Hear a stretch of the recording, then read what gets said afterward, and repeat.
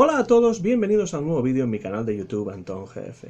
Soy Antón García Fernández y en esta ocasión les hablo desde la pequeña ciudad de Martin, en el estado de Tennessee, en los Estados Unidos de América. Y hoy vamos a hablar acerca de un libro que me interesa mucho y que he leído recientemente, un libro publicado por la editorial Milenio que se titula Lunas de papel y polvo de estrellas. Es un libro valiosísimo, muy bien escrito y con una investigación seria y muy bien realizada sobre, como dice el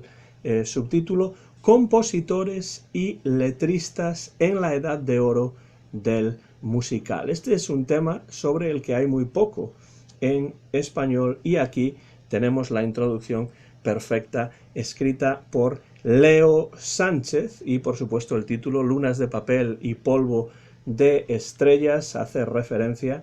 a los títulos de dos canciones importantes que entran dentro de este género musical que son It's Only a Paper Moon y por supuesto Stardust de Hoagy Carmichael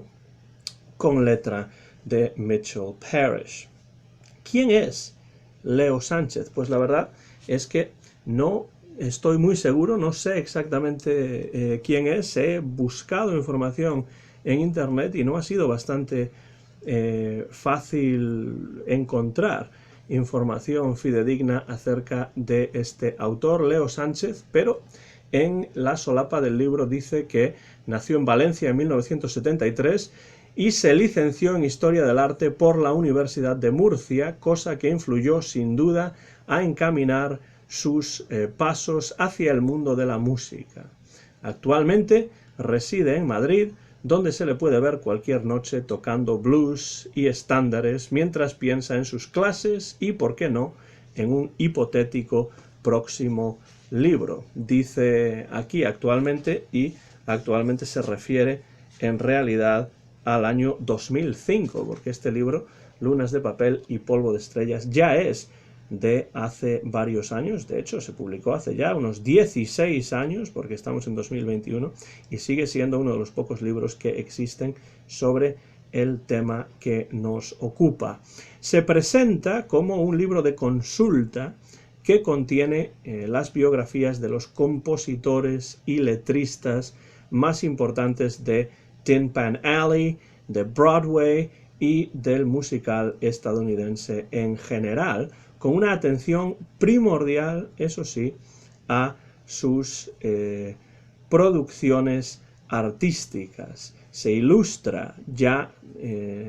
no solo con multitud de fotografías, porque si abrimos el libro podemos ver que efectivamente encontramos páginas con bastantes fotografías que ilustran el libro. Aquí en la portada tenemos, por ejemplo, una pintura, un dibujo de Fred Astaire y Ginger Rogers bailando, o por lo menos parece que sería una alusión a ambos. Tenemos multitud de fotografías en el interior que ilustran este libro, pero también se ilustra el libro con análisis musicológicos de algunas de las composiciones más notables de cada uno de estos compositores, incluyendo ejemplos en solfeo.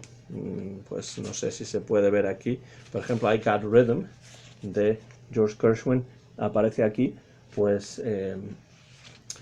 ejemplificado con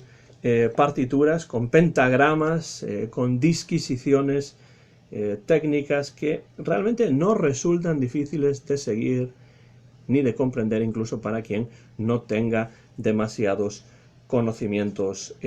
musicales. Es interesante el corpus de compositores y de letristas que presenta este libro y que se divide en dos partes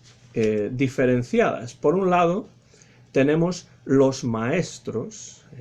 los que dieron forma al género, los que se consideran modelos a seguir por todos los demás. Y si vamos al índice, pues nos encontramos a compositores aquí como Jerome Kern, Irving Berlin, George Ira Gershwin, Richard Rodgers y Lawrence Hart, Richard Rodgers otra vez, en este caso con Oscar Hammerstein, Cole Porter, Harold Arlen, Johnny Mercer, por supuesto, y también Lerner y Lowe. Entonces, los maestros son aquellos que dan forma al género, los modelos que siguen los demás. Esa es la primera parte del corpus de compositores en este caso. La segunda parte es lo que se llama en este libro la escuela del musical, que son precisamente los que siguen la estela de estos maestros. Y entonces en esa segunda parte encontramos a otros compositores que son importantes, pero que no son los que se establecieron como modelos a seguir. Tenemos a Kalmari Ruby, a Harry Warren, Walter Donaldson, Sigmund Romberg. Bueno, hay muchísimos más. Yves Harburg, Vincent Youmans, Duke Ellington, Noel Coward, Kurt Weill. Bueno, hay muchos, y muchos de ellos son muy importantes, pero están incluidos en esta segunda parte como los que siguen la estela de los modelos principales dentro del musical, de Broadway, de Tin Pan Alley y de toda esta industria musical. Dice en la página 8 Leo Sánchez en este libro que el criterio es subjetivo y en muchos casos discutible, pero lo he creído el más adecuado en favor de una mayor claridad expositiva, y desde luego eso sí que lo tenemos en este libro, una gran claridad expositiva. Uno puede estar de acuerdo o puede estar en desacuerdo con esta división, quizá piensa que algunos de los que se incluyen dentro de la escuela del musical tendrían que estar entre los maestros, viceversa lo dudo, pero bueno, también sería posible, pero es un criterio subjetivo del autor y yo en general estoy totalmente de acuerdo con esa división, porque yo creo que clarifica mucho más la exposición y la organización de este libro, que desde luego es muy interesante para quien esté interesado en esta época, en esta era que se extiende a lo largo de varias décadas. De hecho, estos maestros y esta escuela del musical, este corpus de compositores, conforma el grueso de este libro, que me parece, como dice el propio Leo Sánchez, perfecto para la consulta sobre cada uno de estos compositores, o como él los llama en inglés, songwriters, escritores de canciones. Pero no es esto todo lo que incluye el libro, sino que a esto se antepone también un capítulo titulado La industria de la canción. Y es un capítulo muy valioso también, porque ofrece una visión panorámica y de gran claridad expositiva sobre los diferentes elementos históricos, sociales, musicales, artísticos, que llevaron al nacimiento y al desarrollo de la industria musical de Tin Pan Alley y de Broadway, que se estableció originalmente en la ciudad de Nueva York y entró en posterior contacto, generalmente, por cierto, conflictivo, con la fábrica de sueños, con el cine de Hollywood. Y este es un capítulo de enorme interés, en mi opinión, porque existe muy poca información en español sobre este tema, más allá de aquellos libros que se centran en el musical hollywoodiense, que por supuesto esos libros sí que existen y son interesantes, hay algunos en español, pero un libro que se centre específicamente en la historia, los inicios y el desarrollo de la industria de la canción, Tin Pan Alley y Broadway en los Estados Unidos, pues la verdad es que no hay libros en español que se centren en ello, más allá de este muy interesante libro de Leo Sánchez. En este capítulo habla Leo Sánchez acerca de la división que a principios del siglo XX existía en los Estados Unidos entre la música rural, que sería por ejemplo el country, que se llamaba hillbilly en aquella época, o el blues, por ejemplo, y la música urbana, que era la música producida en la ciudad de Nueva York. Y en este primer capítulo, que desde luego recomiendo leer de principio a fin antes de entrar en las consultas de diferentes compositores, letristas y songwriters, en este capítulo se esboza una breve historia también de Tin Pan Alley, que es la sección de Nueva York donde se encontraban las casas, las compañías que publicaban las partituras de las canciones populares. Y se habla, esto ya desde finales del siglo XIX y principios del siglo XX, se habla también en este primer capítulo de la relación de Tin Pan Alley con los diferentes géneros músico-teatrales de la época, a finales del siglo XIX, principios del siglo XX, géneros como el vodevil, la opereta, la comedia musical, la revista, todos estos géneros que convivían en estos momentos. Y se comenta además el interesante proceso de utilización de las canciones como forma de avanzar la trama del musical. En un principio no se utilizaban las canciones como manera de avanzar la trama, no se incluían como parte de la historia, sino que simplemente adornaban de alguna manera las producciones.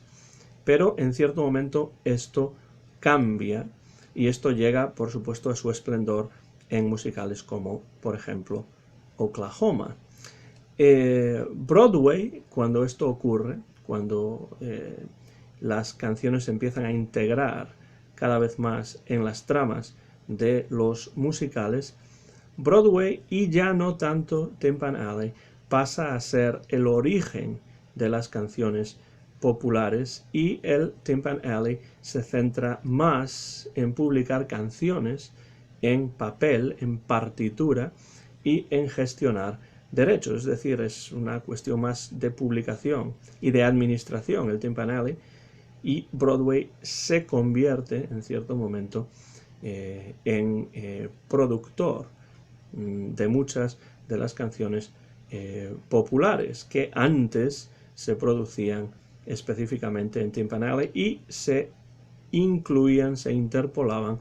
en las producciones musicales en los teatros de Nueva York y, por supuesto, en otras partes del país también. Algo muy interesante que hace aquí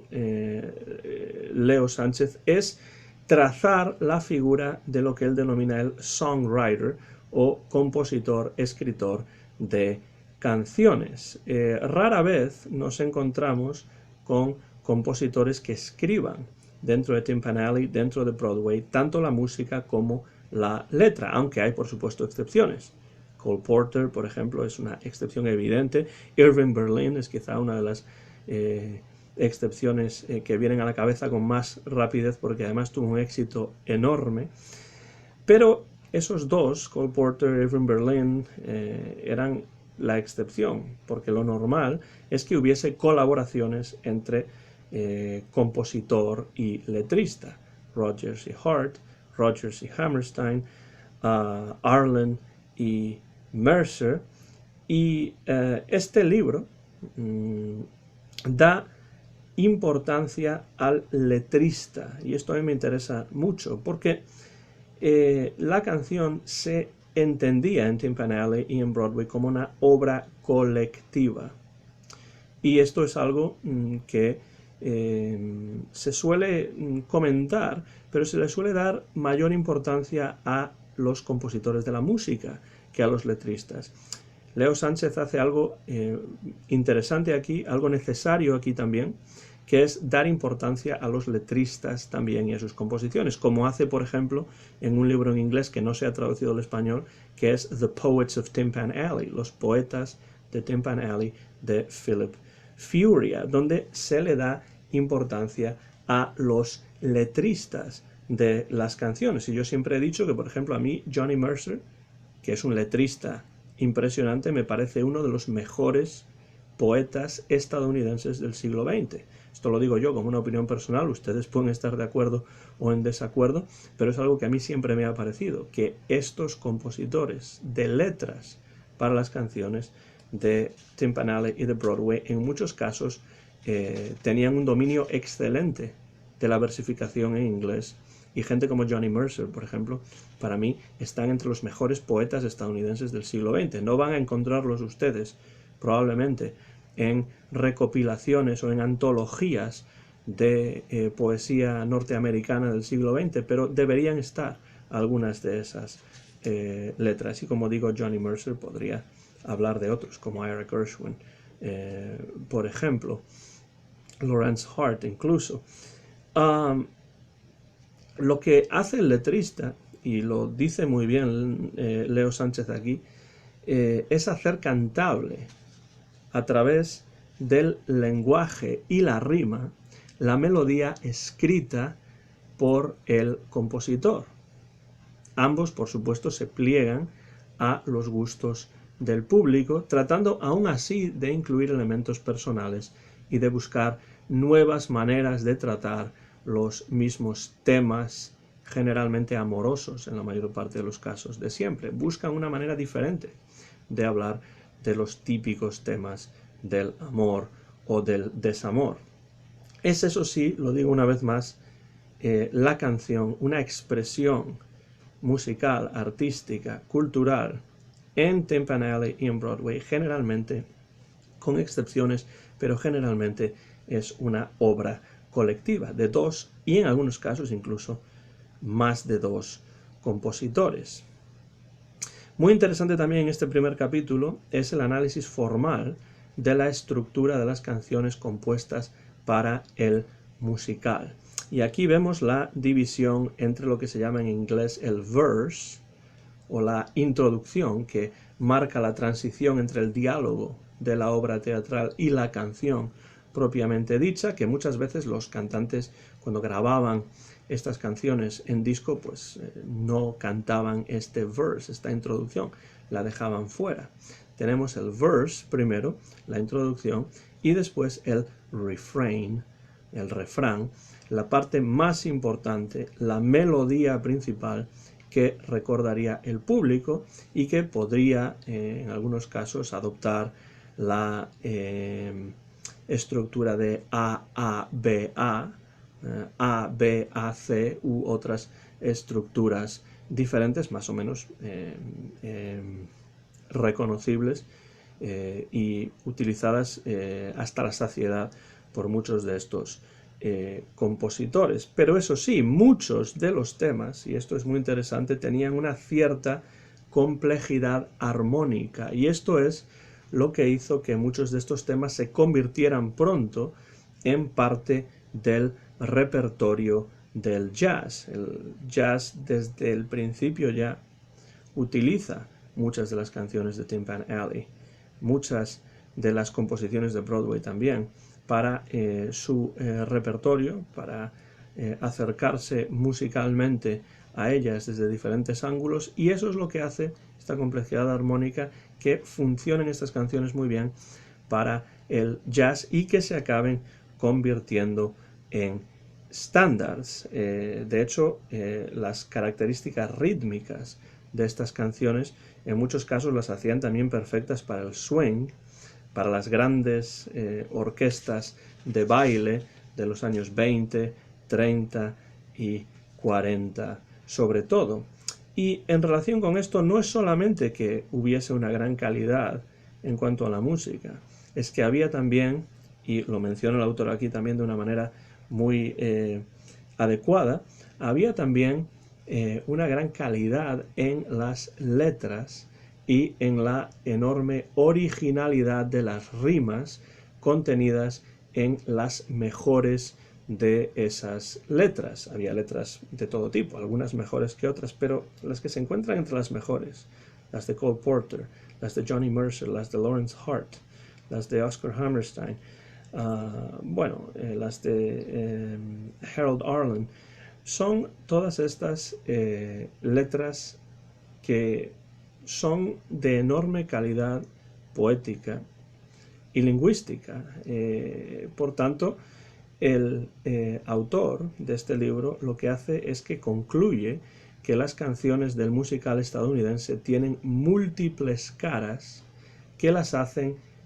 atemporales, que las hacen universales, y es precisamente por eso que ha pasado el tiempo y todavía se interpretan estas canciones, ya no solamente por cantantes clásicos como Fred Astaire, como Frank Sinatra, como Bing Crosby, como Tony Bennett, como muchos otros, sino que también por parte de cantantes de jazz, Billie Holiday, Sarah Vaughan, Ella Fitzgerald, y después también incluso por músicos de otros estilos que se acercan a estas canciones, ya sea Ringo Starr, por ejemplo, en uno de sus primeros, en su primer disco, de hecho, en solitario, ya sea Harry Nilsson, ya sea Rod Stewart, por ejemplo, que tuvo muchísimo éxito últimamente con varios discos de este tipo de música, incluso el propio Bob Dylan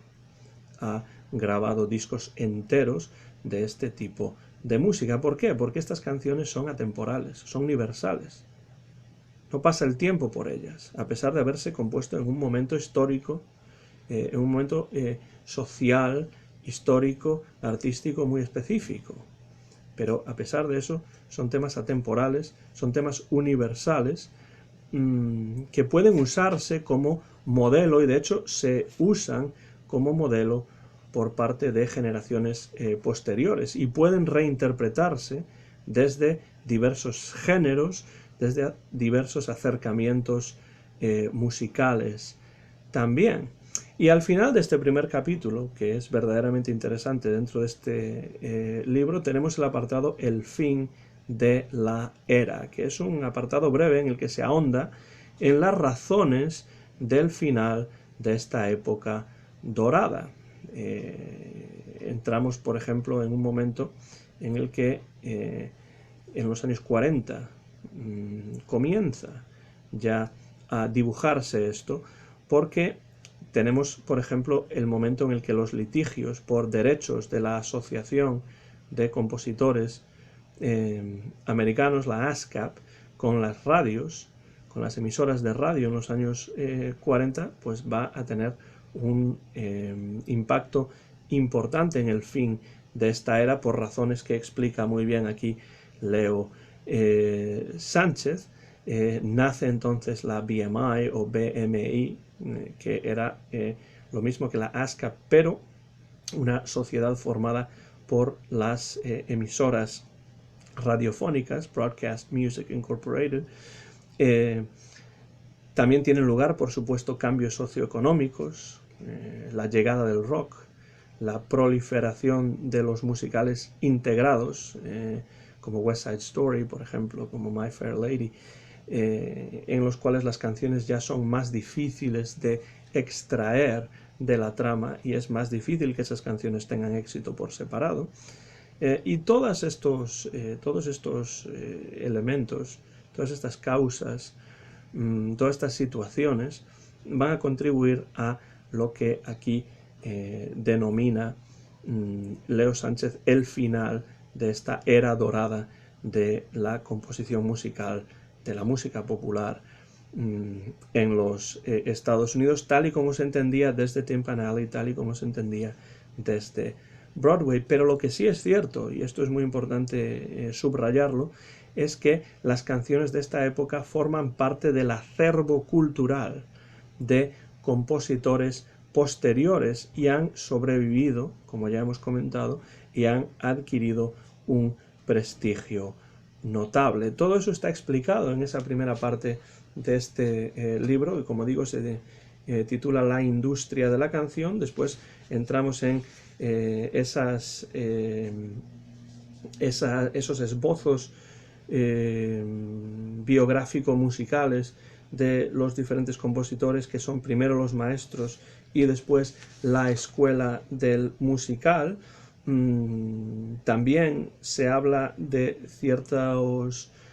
temas que se adaptaron al inglés y que tuvieron éxito a pesar de haber sido compuestos fuera de los Estados Unidos y en otras lenguas, pero que en adaptación al inglés también tuvieron éxito y se convirtieron en estándares. Y para quienes no tengan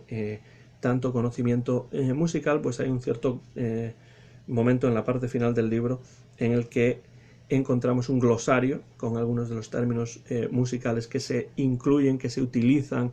en el libro, y también tenemos una discografía y una bibliografía básicas para continuar entrando en este